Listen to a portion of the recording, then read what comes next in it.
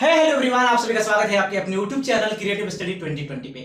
आज की क्लास में हम लोग एक्सरसाइज 8.1 का 7वें प्रश्न में आ चुके हैं। तो इससे पहले हम लोग 6ठे प्रश्न तक कर लिए हैं। अगर आप वो वीडियो नहीं देखे हैं तो जाके तुरंत जाके देखिए। आपको इतनी अच्छे से एक्सप्लेनेशन करके बताया है कि आपको बहुत ही मजा आएगा पढ़ने में। आपको इंटरेस्ट भी जाएगा कि ट्रिग्नोमेट्री है क्या। तो आइए हम लोग 7वें प्रश्न की ओर चलते हैं और इसको सबसे पहले क्वेश्चन को हम लोग क्या करते हैं, रीड करते हैं, फिर देखते हैं इसका सॉल्यूशन। तो जैसा कि क्वेश्चन में लिखा हुआ है, यदि कोट थीटा बराबर 7/8 हो, ठीक है, तो क्वेश्चन नंबर ए दिया हुआ है कि 1 plus sine theta into 1 minus sine theta बटा 1 plus cos theta into 1 minus cos theta का मान निकालिए। पहला क्वेश्चन पूछ दिया। दूसरा क्वेश्चन क्या बोल रहा है कि कोट स्क्वायर का मान निकालिए। तो आइए क्वेश्चन को हम लोग क्या करते हैं, सॉल्यूशन करते हैं और फिर इसको आपको अंदर इंटरेस्ट डालते हैं। चलिए देखते हैं। तो सबसे पहले लिख देंगे हम लोग क्या है यहाँ पे, हल। तो दिया है क्या जी, सबसे पहले दिया है उसको लिख लिया जाए।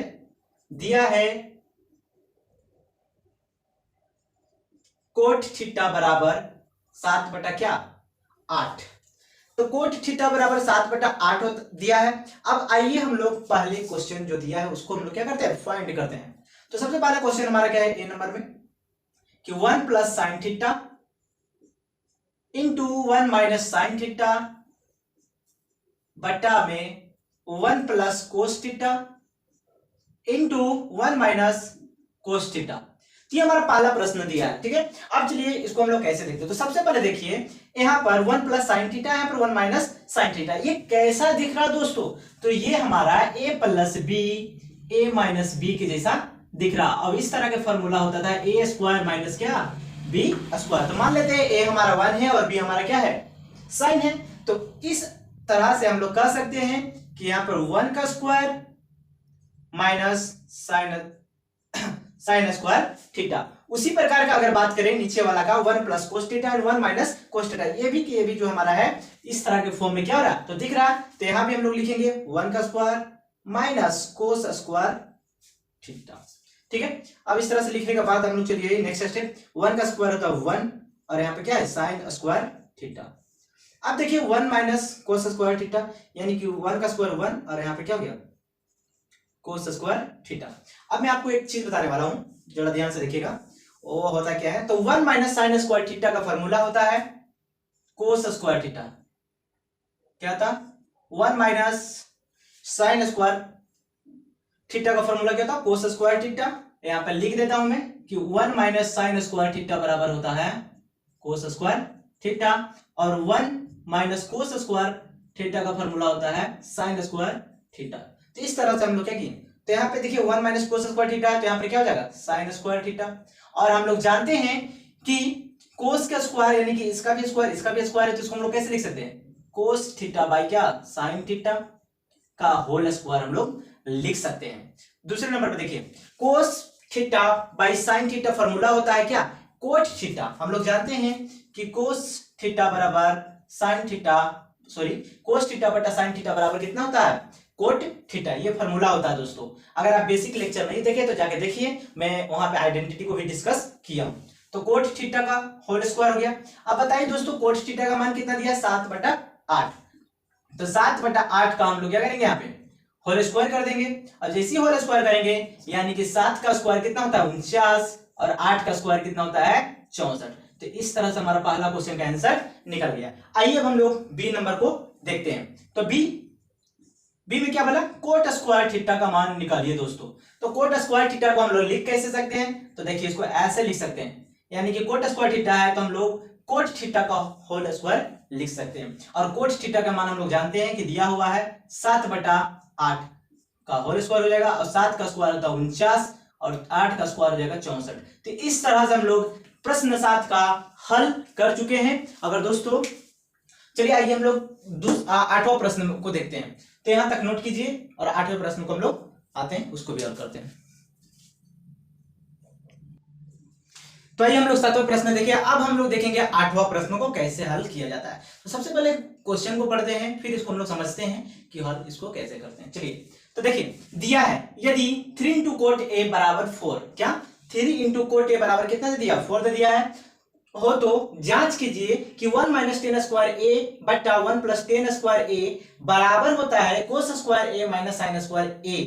सत्य है या नहीं। यानी कि एक बार हम लोग क्या करेंगे, एक बार बायां पक्ष को हम लोग निकालेंगे, ठीक है, और एक बार हम लोग दायां पक्ष को निकालेंगे। इन दोनों का वैल्यू निकालकर अगर वैल्यू दोनों का सेम आता है तो हम लोग इस केस में कहेंगे कि हमारा जो केस है ये वाला ये सत्य है, अगर नहीं है तो हम लोग ये केस हमारा क्या हो जाएगा, असत्य होगा। तो आइए दोस्तों इसको हम लोग जांच करते हैं कैसे किया जाता है। तो सबसे पहले हम लोग इसको निकालने से पहले यहाँ पे जो वैल्यू दिया है इसको हम लोग को ज्ञात करना बहुत जरूरी है। तो कैसे करेंगे आइए देखिए। तो सबसे पहले दिया क्या है, दिया है तो 3 इंटू कोट ए बराबर क्या 4। अब देखिए कोट ए को छोड़ दीजिए यहीं पे, और ये जो इंटू में 3 इधर आके हो जाएगा डिवाइड में। और हम लोग जानते हैं कि कोट ए का फॉर्मूला होता है आधार बटा क्या, लंब। आधार बटा क्या होती है, लंब। अगर मैं बोलूं कि इसको ये है, ये बी है और ये सी है, तो ए की दृष्टि से हमारा जो लंब होगा ये होगा, और जिस ए बी पे जो हमारा एंगल दो बन रहा है वो हमारा क्या हो जाएगा, वो हमारा हो जाएगा आधार।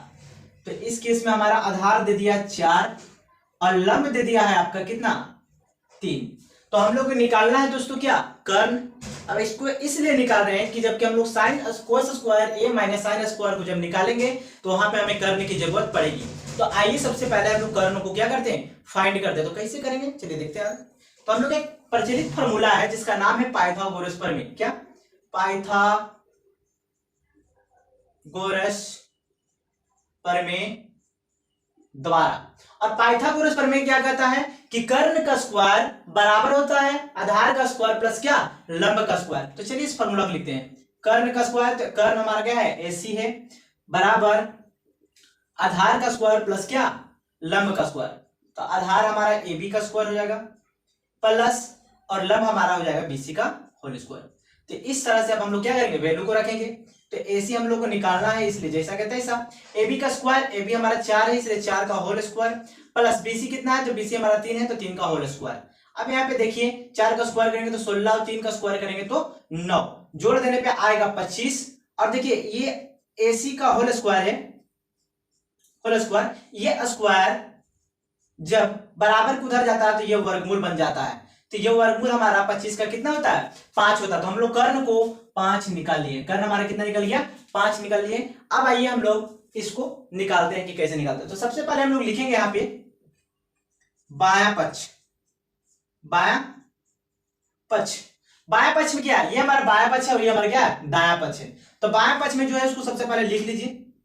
तो 1 माइनस 10 स्क्वायर ए बटा 1 प्लस 10 स्क्वायर ए।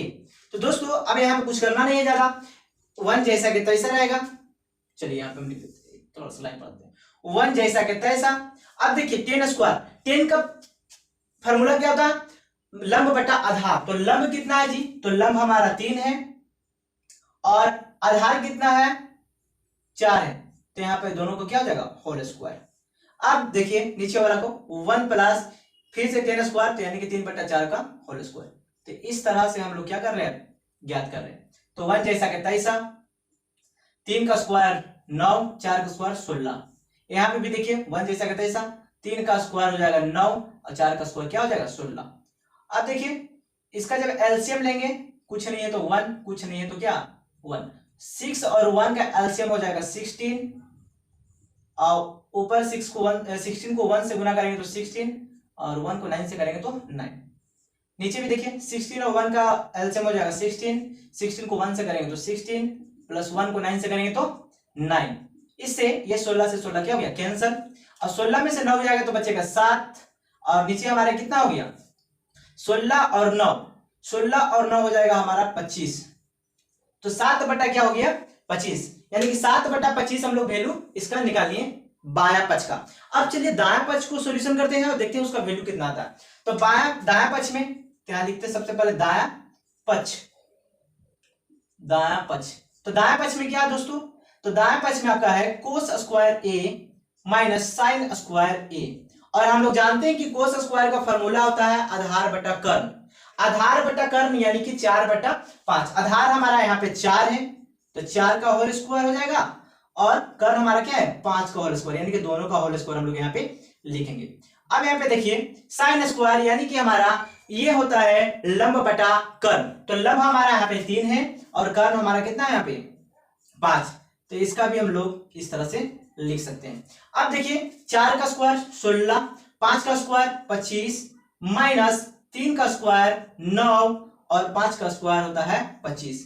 अगर 25 और 25 नीचे दोनों, तो एलसीएम हमारा क्या होता है सेम, तो जैसा कि तैसा लिख दिए। और यहाँ पे देखिए ऊपर वाला जैसा कि तैसा लिखा जाता है, यानी कि 16 माइनस 9 लिखा जाएगा।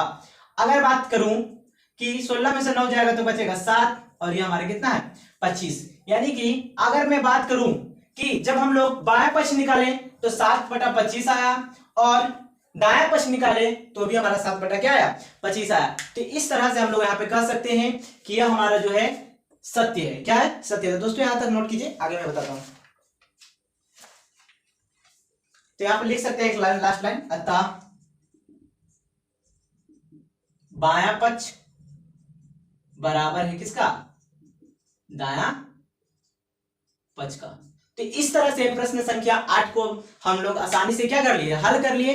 अगर दोस्तों वीडियो पसंद आ रहा होगा तो लाइक कीजिएगा और कमेंट बॉक्स में एक जय हिंद जरूर लिखिएगा दोस्तों। इससे हमें क्या मिलता है कि हमको मोटिवेशन मिलता है और और अगर चैनल पे नए हैं तो सब्सक्राइब कर बेल आइकन को प्रेस कर दीजिएगा ताकि जब भी मैं आपको वीडियो बनाऊं तो आप तक जो है लेटेस्ट न्यूज पहुंच सके। आइए आज के लिए इतना ही, फिर मिलेंगे नेक्स्ट लेक्चर में।